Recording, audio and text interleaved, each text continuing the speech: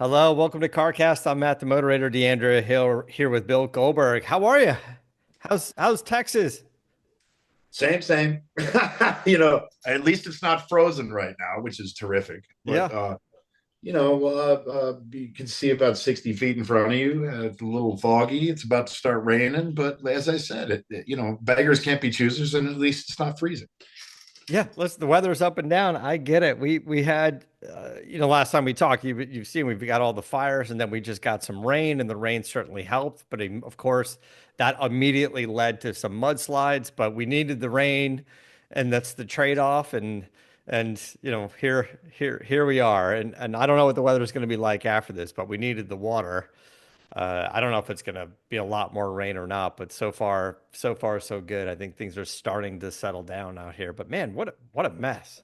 No shit. What a I mess can't out even, here. can't even imagine. I mean, I can because I live there, but uh, Last time we spoke on the air, you were talking about when you left Texas. One of the things you didn't miss was being evacuated down in San Diego, where you were, and then a day after we did that, they evacuated Bonsall, and right, exactly, right across the street from our house, yeah, you would have our been old house. evacuated. It's just like yeah.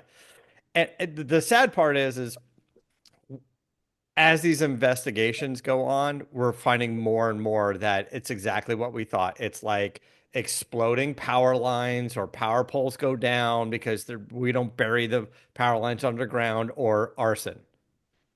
Like that's the Unbelievable. madness of it all. But anyway, uh, onward and upward, I guess. Let me remind you about our friends at Bet Online, to the world's most trusted betting platform and your number one source for online betting in 2025. Whether you're a seasoned fan or a first-time bettor, Bet Online is your ultimate game day companion. With the largest selection of odds on everything from football, the NBA, college basketball, to NHL and UFC, BetOnline is your sports betting source for the new year. Every touchdown to three-pointer and hat trick, BetOnline has you covered with odds, stats, and more for every game, every play, and every win. BetOnline, the game starts here. All right, speaking of sports, So hold on. So in that vein, yeah, obviously, I work with sports betting, who's yep, their partner, and their partner. and Very cool. I really don't bet much, right? I mean, I work really hard for my money, and I don't feel as though everything is always on the up and up. So it's hard for me to lay money down, right? So extremely long story short, I'm looking at the site the other day, and the UFC is on, and then the national championship game Okay. is the following, or no, is 2 days later. So I just had a wild hair, and I was like, you know what? I'm gonna pick a couple underdogs on the UFC fight. Ironically, I won both of those. Nice. And I don't know how, but I pushed the button and it parlayed those two fights with the winner of the national championship, or whoever I picked with the national championship game. Those two guys won. Here comes the national championship game. I bet on the underdog, which is Notre Dame. Yeah. Um, so obviously we saw what happened, but it was a $20 bet, and I would have won 700 bucks on it. And I missed out, right? Yeah. But I gotta tell you, man, that was some fun. That was some fun shit. That's yeah. It makes it extremely entertaining sometimes. It also makes it, you know, quite shitty sometimes. But man, Yeah. I'm telling you, dude, it was hilarious. I can see how these people can really get into it and can invest a lot of time and money in it. And ay, ay, ay. Oh, I Anyway, mean, just listen, figured I'd Vegas is throw that built out. on it. But yeah, no, that's exciting. I mean, at least you got a chance to kind of give it a shot, dabble in it a little bit, since we're talking about it every week. Well, that, and I mean, truth be told, I'm the huge football fan, right? But I in a game with two teams that I really don't have much interest with, it made it a more exciting game. It made Yeah. it more interesting to watch. So Yeah. maybe that's why I And did. right. Okay.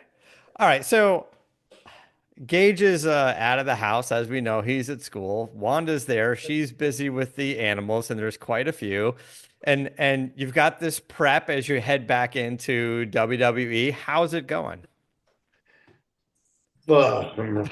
Well, I mean, I mean, it's exciting to do, but are you thinking maybe was this a good idea I'm thinking I'm doing all of this shit for one night. That's for what one I'm night? thinking. I Yeah, mean, I'm literally busting my ass. I'm up here in the garage in the gym every night. Now, granted, I don't work out like I used to. It's a 45-minute Jack LaLanne workout as opposed to the whole Goldberg days. wait, do you But still got I'm your big massage chair? Do you sit in that for an hour before you start? no, but I stretch for like 45 minutes Yeah, because so I do I. remember I used to have to stretch for like 10, but now I got to stretch for an hour and 10 because I'm so ancient. But um it's I got to crawl before I run, Yeah, right? Um we all know I got a pretty screwed up shoulder, and that's my biggest concern getting into this yeah, retirement match. But I remember 6 months ago, I couldn't do this. right. Yeah, you couldn't raise Right? your arm up. I couldn't. I couldn't do this. Yeah, I right. couldn't even do that. I couldn't. I couldn't even do this. I couldn't do this. Right. So it's all about baby steps. I have a decent amount of time to prep. Um, the reality is that I could train as hard as I could up until a couple weeks from now, and then I embark upon a journey to try and kickstart myself Yeah, to get in the best shape possible, try to rehab as much as possible so that I can have a good base to build on, right? And right. so that extremely long dissertation means that I'm going to go get stem cells. Okay. Right. A So place. first of all, like you you want to gain some weight, you want to gain some strength, definitely get back into shape for all this. But doing it now at 58 is different than ever before because you have to do it and and the whole thing is about not getting injured really because you like you said you have a big match, you have one shot at this. You don't get to postpone it, you don't get to back out, like you don't like it, regardless of what happens between now and then in your training, you're in. You're pretty Oh, much I'm in. locked in. Yeah, Yeah, you're locked in. So I'm locked in.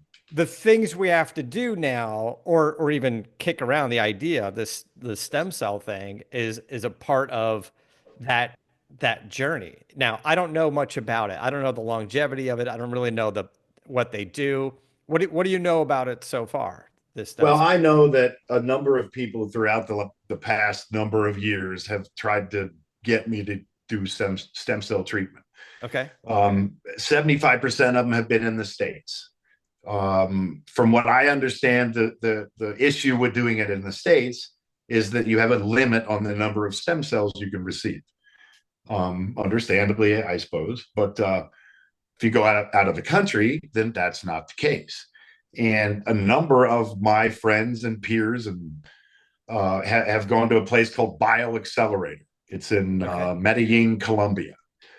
And whether it's Rogan talking about it or George St. Pierre talking about it, or uh, I mean, Bobby Lashley, Kevin Nash, DDP, Yeah.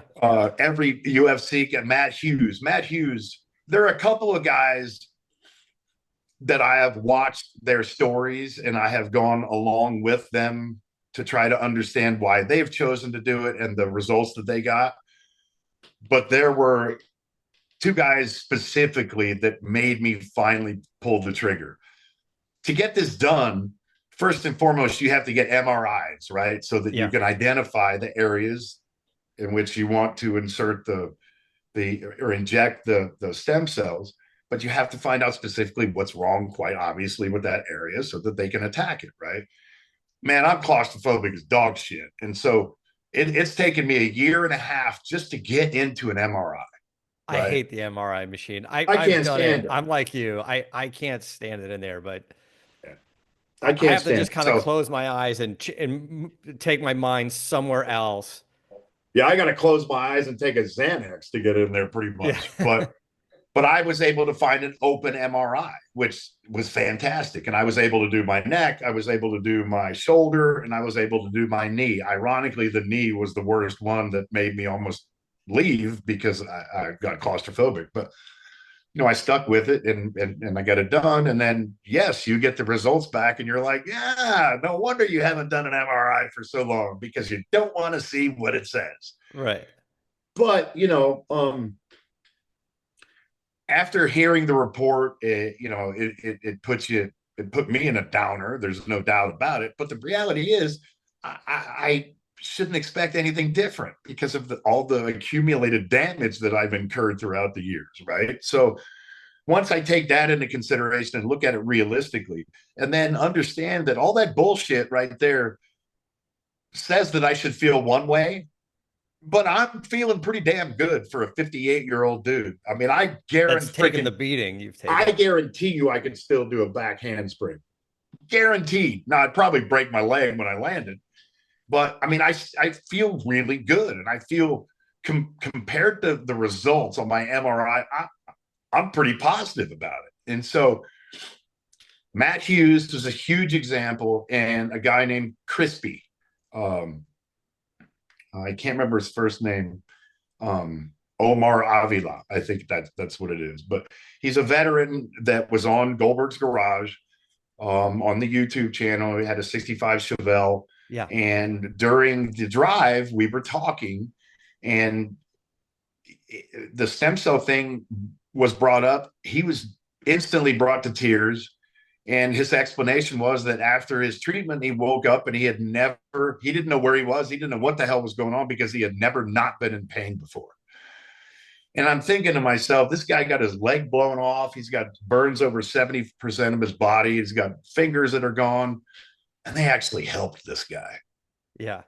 And That's amazing. so, comparatively, I would think that they would at least be able to help me a little bit. Now, Kevin Nash swears by it. Bobby Lashley swears by it. Dallas Page swears by it. It's Um, interesting because you mentioned DDP swears by it, and he's taken on this new like journey, this life of his about healing and working with people, and so I, I would say more than most people on that list, he's probably done the research on this DDP yeah, because that's his I'd life say now, they it's his all. job.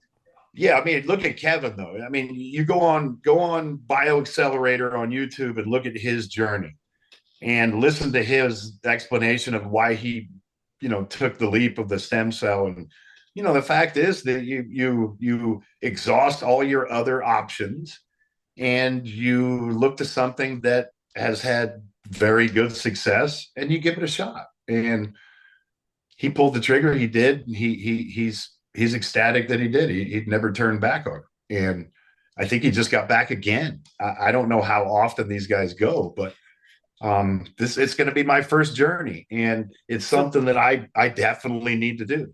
and what's it supposed to do? You did the MRIs to find the target areas, the problem areas, your shoulder, a knee.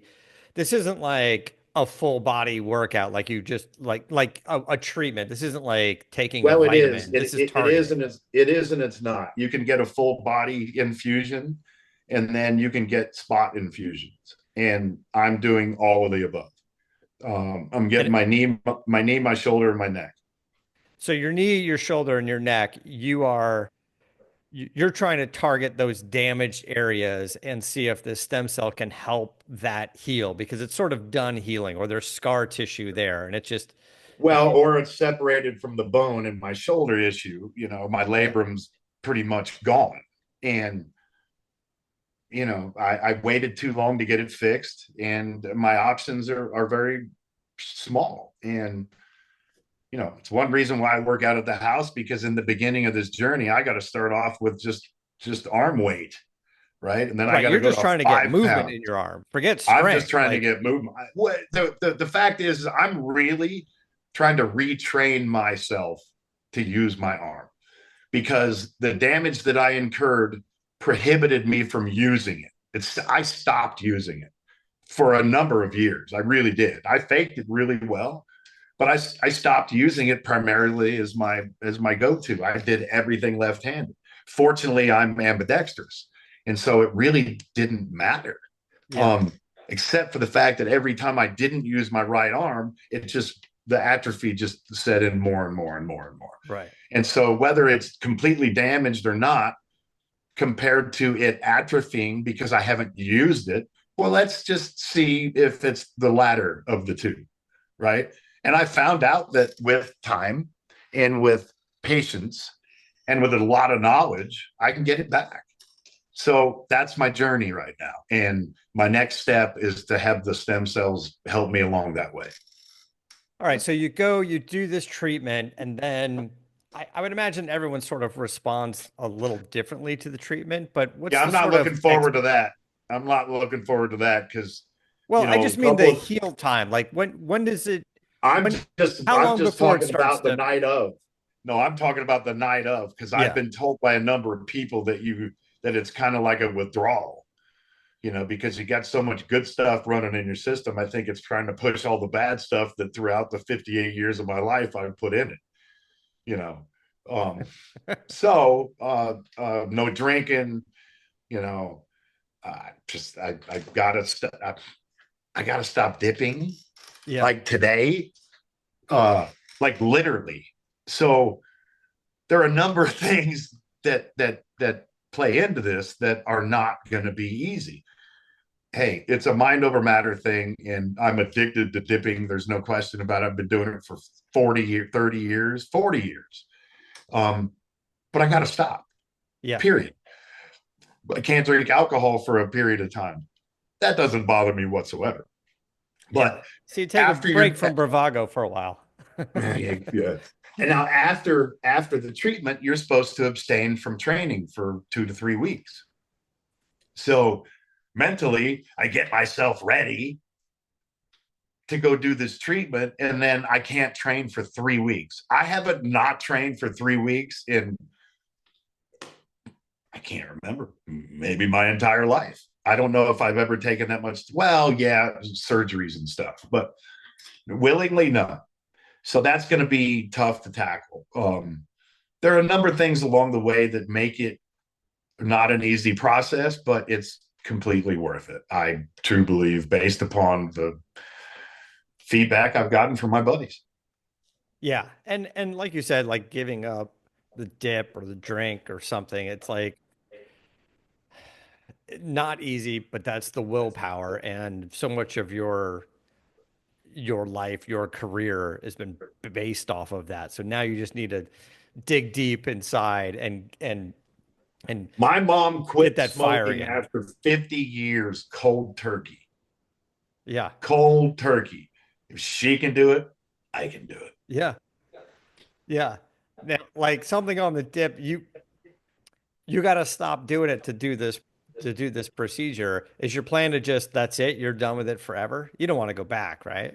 I mean, yeah, No, why? I mean, if no. you go through the work of kicking it, why?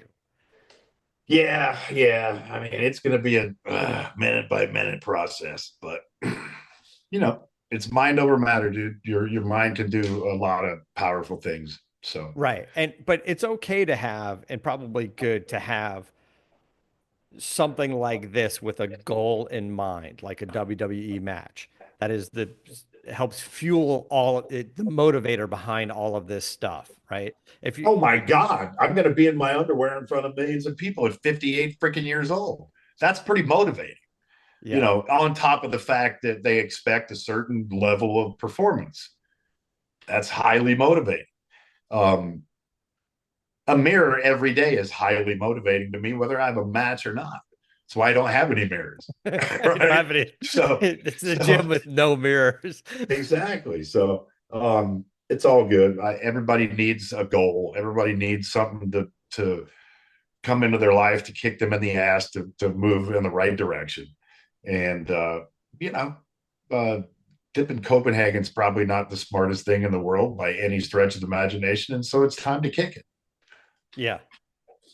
Okay. Well, listen, I think when do you go? A couple weeks? Yeah. Couple weeks. Yeah. It's super interesting, and I'm terrified. I know you are. But you know, Wanda's going with you. I think it'll be good, and I Yeah. I'm interested because I know you'll come back with an honest answer, Oh like yes, just I would. an I honest want. discussion about the whole thing. Because I know a lot of listen, a lot of even celebrities that we know that have done this stuff, you know, they get sponsored and they want to say good things about it, and maybe they come back and they go, I didn't really feel that much difference. Like it's like taking a vitamin, it didn't really change my life, and some people said it did, or whatever, and I, Well, let's just say they're giving me the treatment, and I'm giving an honest opinion. that's fair. That's a fair assessment. So, Absolutely, y because it doesn't do anybody any good if you don't tell the truth. It really doesn't, especially in a situation like this when you're talking about your health. yeah, And and I could see all the wrestlers I want, and I could see all the UFC guys I want that have done damage to themselves. Um, but literally, when I saw Matt Hughes' story, when I saw Crispy's story, when I saw there's a guy that went down there in a wheelchair and got out of it a couple months later, right? yeah, And these are pretty powerful stories. And as I said, you know, guys with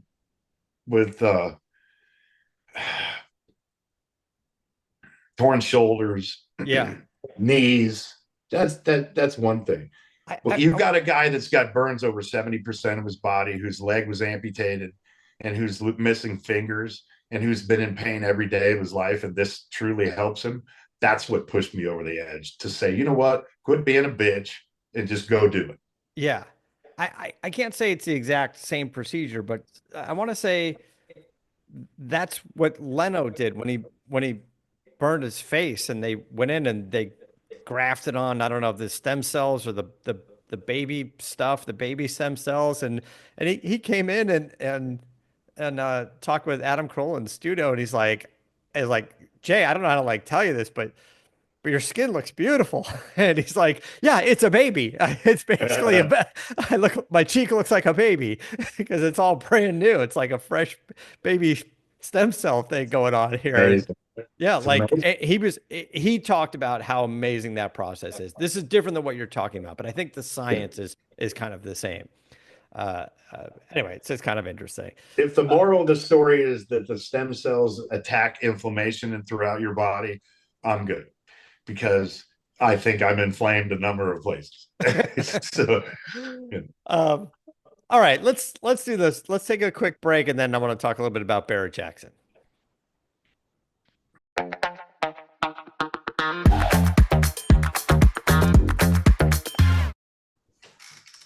Okay, so we just came back from Barrett-Jackson's Scottsdale event. You know, as always, it's such a good event. They put on such a big show.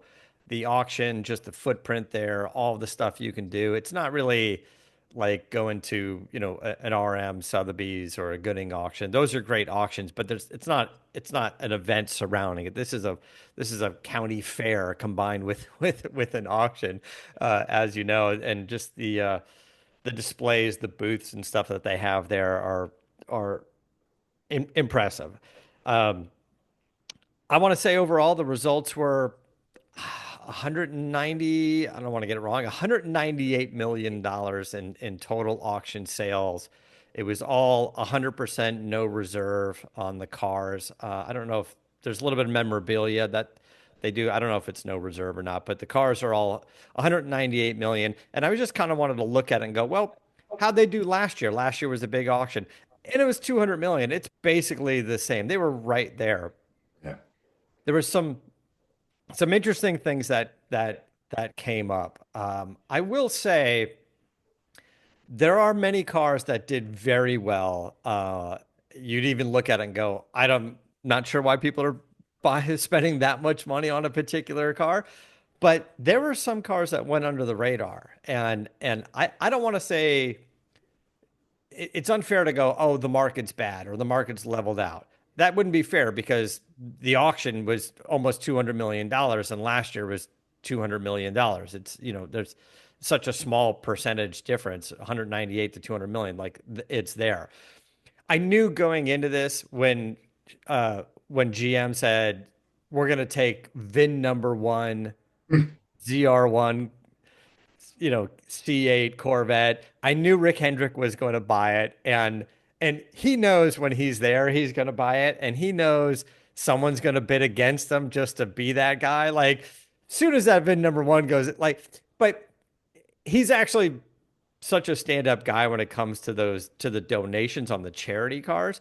If nobody bid against him and the bid was no reserve and it was $50,000, he probably would just donate anyway and just go, "No, I'm going to pay Yeah. $3 million for this car," because that's his deal, right? And I the previous ZR1, the the previous gen Corvette was like 3.4 million or something. And my dog's trying to sit next to me. Yeah. That's good. Come up here. Here he is. Um, so this one I think went for $3.7 million. I thought it was going to get close to four. It's close. I thought it was going to hit $4 million, but uh, and then they made the announcement. I think Craig Jackson was saying, he's purchased so many of these VIN number one cars, these charity cars. I don't know how long he's been going to the Barrett-Jackson auction, but I think Craig said he has donated $50 million over his lifetime at these auctions at this auction, just doing that. That is just a phenomenal record, and I don't think the room appreciated that enough. I mean, the room How went can you? crazy, but that's a hell That's of an a thing. unbelievable accomplishment. I mean, as you and I predicted, every year Rick's going to buy it. That's just his spot, right? Yeah, Um, Big pat on the back to him for being such a great guy. yeah. Yeah. I There was a few other things that caught my attention. Uh, there was a Pagani Huayra. Pagani Huayra went for uh, 1.925 million. Uh, I thought that was actually a Less than our boys' car, who I I- spoke to right when it sold. yeah. Which car? Um, Yeah. the F5, the Hennessy. Oh, the Hennessy F5. So here's another thing. So I think the top seller overall was the Hennessy F5 Roadster. It sold for $2.2 million. Now, not a lot of these change hands, so I can't say if that was a really good number, but He was happy. He was happy with it. okay, but when you buy these cars, they're I don't know, 2.65 to 3 million. I'm not exactly what people are paying, but 2.6 seemed to be the starting price. So was the thought a little like the 4GT or certain Ferraris that you get on the list and you get it for sticker, you get a GT for 500, $600,000, and then yes, when you're allowed to sell it years later, you want $1 million, you want 1.1 million dollars for it, and you get it, right? Uh, I don't know if that's the case with some of these type of car companies. I know Hennessy builds a limited amount of Venom and even more limited Roadsters, but there wasn't like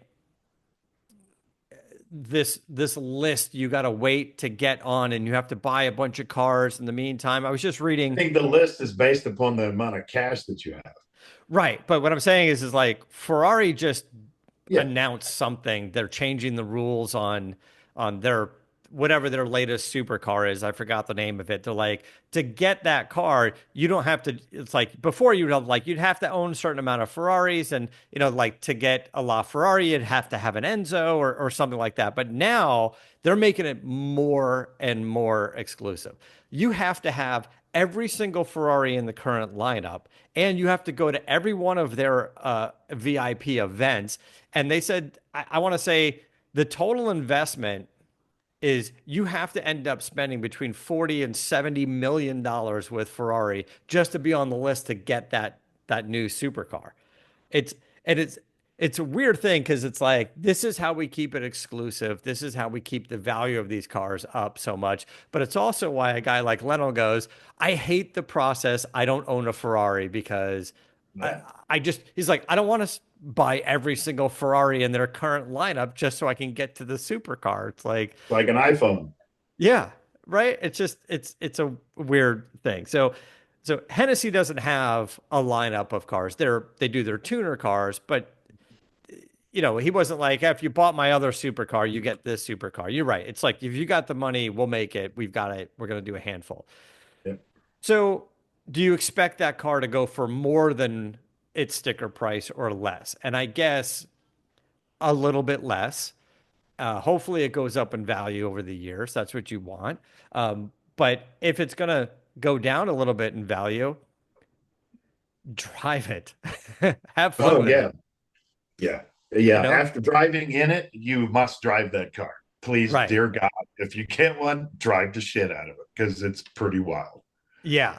So anyway, that the Pagani, the Venom, the Hennessy, both under sticker price. So there you go. Pagani's in the same boat. Um, so I kind of felt like, that wasn't a bad buy. There was a Porsche 959. They had a 959 Comfort there. Mhm. $1.457 million dollars, basically, just under $1.5 million dollars. I think that's a good price for that car. I think I want to say they go from about 1.5 to 2 million. I think one sold at Bring a Trailer for 1.8 and another one for 1.65 and one for $2 million dollars. So I think if you're spending just under 1.5 million on a 959, I think you did well potentially by a couple of hundred grand. You didn't steal the car, but uh you got a 10 to 20% discount, on that car. So that one was well bought. Um, and one that was well sold. Ken Block, the Huna truck. That's a special truck. We obviously like that thing. Um, Looking at that, and I know it's an EcoBoost engine. I'll bring up the image, but it sold for $990,000. I was there when this thing was up on the block, and I was watching it. It was a $900,000 hammer. Then you add the 10% fee to it. Uh, but here's the thing. This is why guys like Adam Carolla have collected racing cars instead of street cars, is because it's the only one. You get Paul Newman's Le Mans winning 935, you've got the only one. And the story is still what creates so much value for these cars. It's not just limited production vehicles, like a Hennessy. Like it's a perfect example. We were just talking about the Pagani, the Hennessy. That's a limited production car. Sure, it's a crazy awesome car, but you're just buying it on the the limited numbers.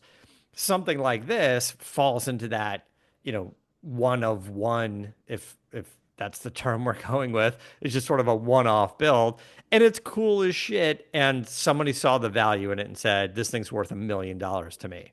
Hey, it's the coolest vehicle of our generation, right? I mean, Of not of our generation, but the current generation. yeah, What this vehicle means to the people who've seen it, it is everything, because there's a story behind it. All of the videos leading up to the launch of this thing, and then the unfortunate demise of Ken Block. I mean, all the things leading into it. I'd say that was a good buy. I think Honest so to too. God. I, Yeah. I don't know who bought it. I don't know where it's going, but if in 30 years from now, you know, you walk into a Peterson museum and you see this, uh, you know, anybody who's, 50, 60 years old, when, in 30 years from now, we're going to look at that thing and go, I know what that is. I like that thing. Like, I remember that. That was, man, what Ken Block was doing at the time. He created a category. Like, I think at $1 million, I still think that was a good buy. Absolutely. But I'll tell you, I think one of the one of the stars of the show. Well, two things came up. Is one is the OVC Mustang. I don't know if you've heard of this, but OVC is Original Venice Crew. This is the crew that worked for Shelby in the day. They've been doing these Shelby recreations, and they brought a car out to Barrett-Jackson. I want to say it sold, was it 330,000 or so. Um, anyway, I thought this was a good buy because I'll show you guys the car. So this is a recreation of the Shelby GT350 built by the original guys. You have this made out here in California. It has the rare kind of original like Ford and Shelby design of the independent rear suspension. It's not meant to be like a modern day hot rod. It's meant to be like a legit authorized recreation of the original GT350 or the GT350R model. And it's a cool piece. Pete Brock has worked on it. Jim Marietta has worked on it. Those are the guys that run it. Um, but if you go to these guys and you want to order one of these things, you can, and it starts at about $400,000. So if you go to Barrett-Jackson, you were able to buy one for 330,000. What a deal. All right, and you don't You have to don't have wait. to wait. Yeah, see, you don't have to wait for it. Uh, and then, all right, so the last one that kind of popped up is many of us are familiar with the Riddler Award. The Riddler Award is the top hot rod builder award car. These cars are often just so hand built. Like, sure, you can say, I'm going to show up with, a 32 Ford or a Camaro. And then when you get there, they're like, there's no actual Camaro parts on this thing. Everything has just been reimagined. Everything's just handmade coachwork, sheet metal. The undercarriage is not just detailed, but I mean, the paint, the wet sanding, every bolt, Chip Foose has won it a couple of times, and just like you're not just bolting in a rear differential, if you will, like a rear end. Like this is either handmade still, or it's just been all completely smoothed out and countersunk with the bolts. Like you're just doing the craziest stuff for it. So uh, there was a little bit older uh, Riddler Award winner there. And I'll show you too. It's a 55 Ford T-Bird, right? So you look at this car. This is a Riddler Award winner from 2012 or something like that. It's got a Gale Banks twin turbo engine in it. It's just been done to the extremes like you would in a award winner.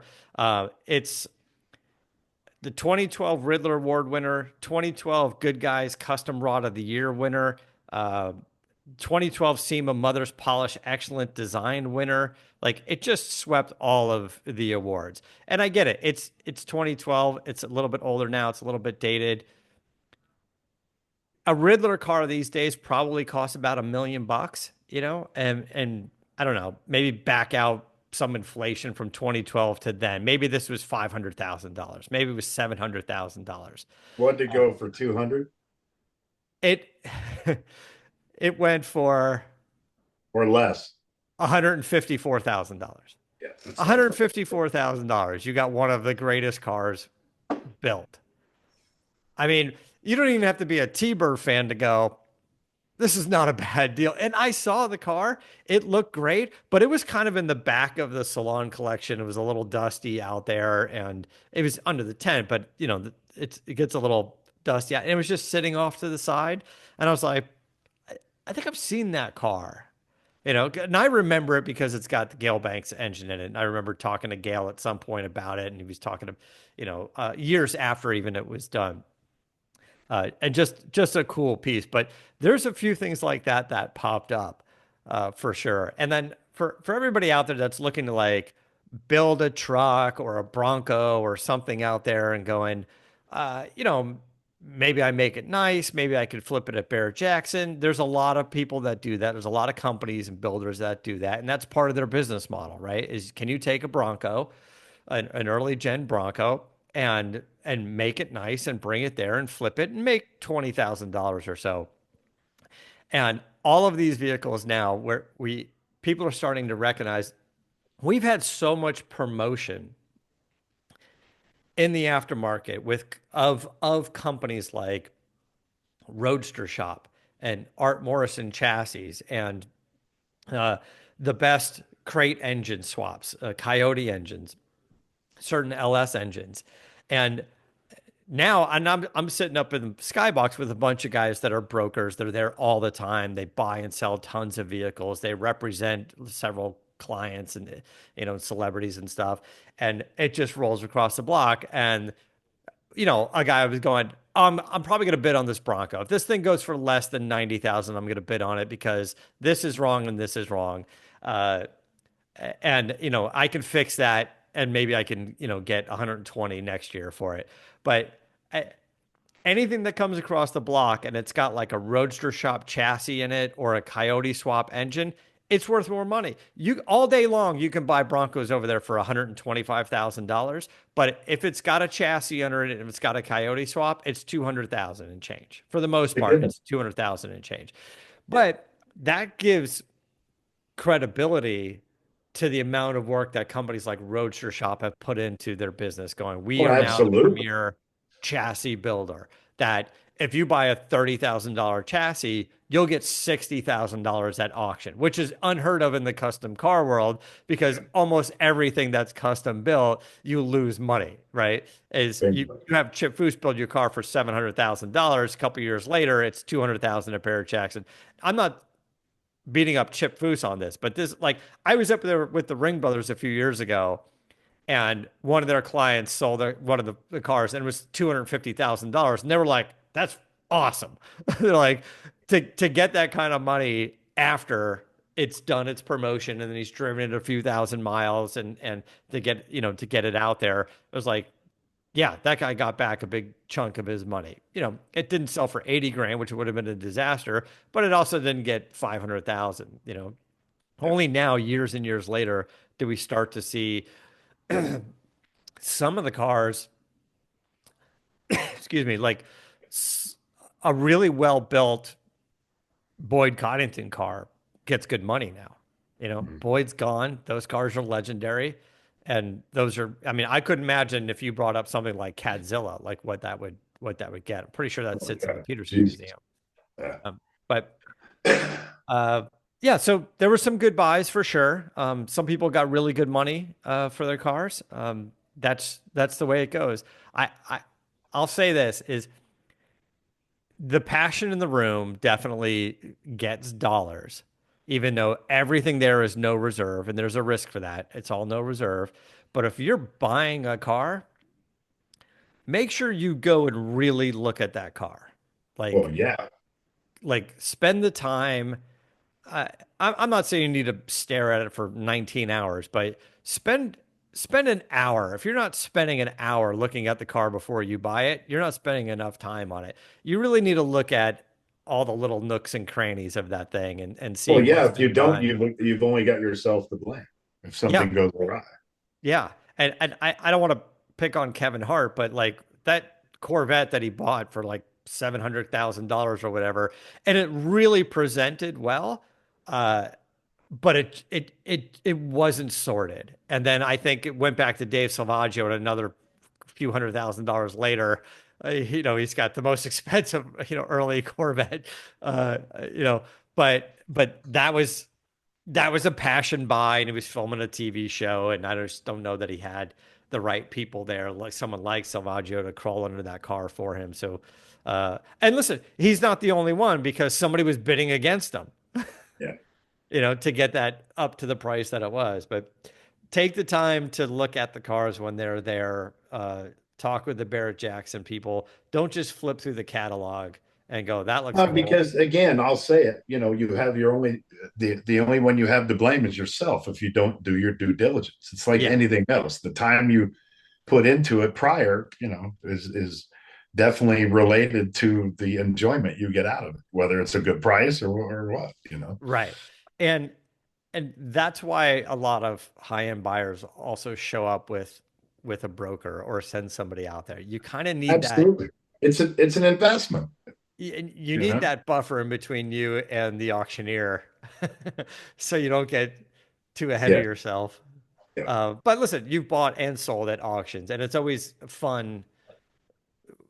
It's Well, a it's not fun, always fun, but 99% of the time it's fun. You know, yeah, um, I didn't have a lot of fun when we were up there for the two demons because we kind of knew what was going on at the time. And we knew that there was a cap put on our excitement because of what was going on behind the scenes with Dodge. yes, So that one, I got to say, is the only one that I really didn't enjoy myself up there because it was tense because yeah, you it was never, you tense. didn't know what was going to happen. Um, you weren't really guaranteed anything, nor are you ever. But the planets didn't align where we wanted them to. Granted, we still did well, but you know, it wasn't the ecstatic ovation that I wanted to have after the sale of that car. Yeah. Um, Speaking of that, and we'll wrap up with this is uh listen, it was great to see so many friends up there and catch up with people for sure. The list is long for everybody we got to say hi to and chat with. But I did speak to Mark Trossel from Dodge, Ram, Yeah, Stellantis. He's been on the show before. He's the head of design over there, and I had reached out to him a while ago, several months ago, and was like, "Come back on the show. Like, what's going on? Come back on the show." And I like him because we were talking about straight shooters as well. Like, you come back from stem cell, you give us an honest opinion, and he's like, "Let's do it." He goes, "I gotta be." He goes, "I'll be honest with you. It's like."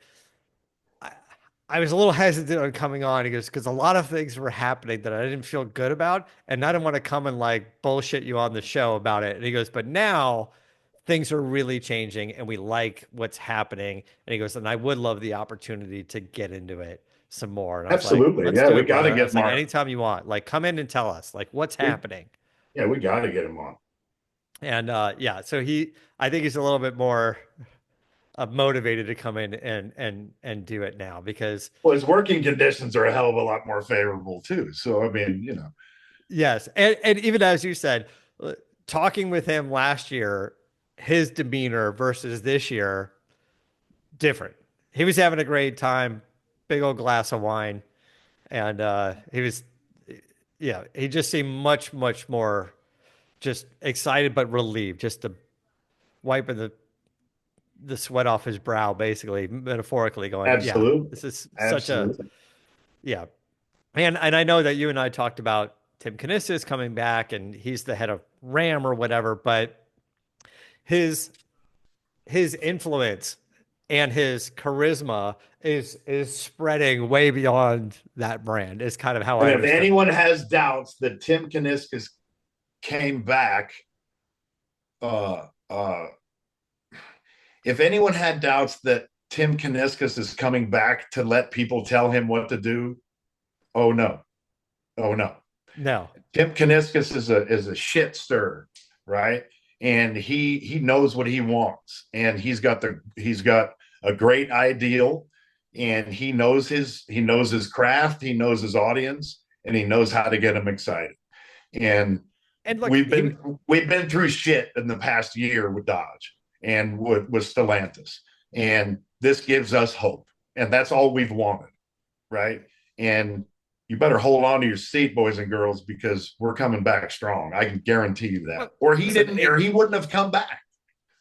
he wouldn't have come back if they were going to handcuff him. So he was in a position to negotiate. He was in a position Yeah, to negotiate a certain amount of decision making. I don't want to say, maybe power is the right word, but influence. He has a certain amount that he's allowed to execute on. And like you said about buying cars at Barrett-Jackson, like it's on you if you buy a yeah, bad car or not. So this is on him. Like he has a time to shine and make the customers happy and his dealers and everybody else, Wall Street. or not. But it's on him. So if he nails it, great. He deserves the credit. If it doesn't work, then he's gonna have to eat a little shit.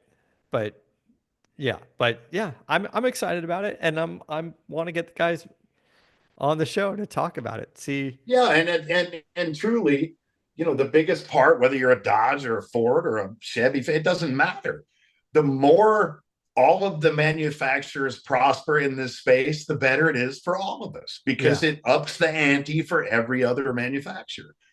So you see where Dodge, you see where Chevy is right now, you see where Ford is right now. Well, look yeah, who's next, right? So don't think that they don't see the current landscape and aren't coming out with something to compete and or destroy what's out there with the other manufacturers. And if you think anything other than that, I think you're crazy because he wouldn't have come back in a situation that was any different. yeah. All right. Well, then on that note, congratulations to Ford. They won the 24 hours of Daytona in their class. I Nice. think they took first and third in the GT3 class with the new Mustang out there. That's And awesome. and and talk about nerve-wracking because when people are cutting, motorsports out of their budget, for Jim Farley's like, no, no, we need to embrace that. And he took the risk on the GTD Mustang. Here he is asking people $400,000 for a street Mustang, but he was going, but it's the race car, it's the GT3 race car for the street, and then they just won 24 hours of Daytona. So he's probably like, oh, thank God, I just create some validation for my Exactly. for my street car. And Uh, hey, before we leave, I need to do a big shout out to our terrific friend Kenny Wayne Shepherd. yes, Um, I think he's on a I, cruise doing a concert, but yeah, yes, he is. Yes, he is. And I had so the Holden brothers are two kids who've got a show, had a show, and they've got a YouTube channel, and they ironically live two exits down from me. okay, And they picked up my truck yesterday, my '99 Dodge Ram, 2500, the flat black gimmick that's been sitting for 4 years. So they're fixing it right now. And somehow or another, we got on the conversation of guitar playing. And man, Willie was talking about how much of a fan he is of Kenny Wayne Shepherd. And I couldn't freaking take it anymore. So I just texted him and I said, dude, you got a minute? And he's like, sure. So I FaceTimed him and he opens up the phone and I see the freaking he's on a cruise. I'm like, you son of a bitch, man. You should not have even answered me, right? But he's such a great guy. And yeah, these two kids are such huge fans of his and have been playing, like Willie has played guitar since he was 8 years old. And he went to see Kenny Wayne when he was 8, right? So it meant everything to these guys. And Kenny Wayne's no different than us, man. He's just a normal dude, right? And so I just want to thank him for picking up the phone and making these two guys' day. And I do not freaking do that to people. This is the first time I've ever done that to anybody. And I apologize for it, but it meant the world to these guys. And thank you, Kenny Wayne. You are the man. he That's is. all. He's. I'd say he's a rock star, but he's a rock star of a person as well. And you remember, I filmed an episode of Car Collectors. He welcomed us into his home, and which was a super amazing treat. And he's been in the studio on CarCast a couple of times. So yeah, I miss having him on the show. We definitely got to invite him back. I mean, I Definitely. hope he knows there's an open invitation here anytime he wants to. But he's busy, man. That guy's That he is. he's busy. So yeah, I think that's fantastic. All right, guys. Thanks so much for listening. We're gonna wrap things up. Until next time, keep the air in the spare and the bag of the wheel. Oh.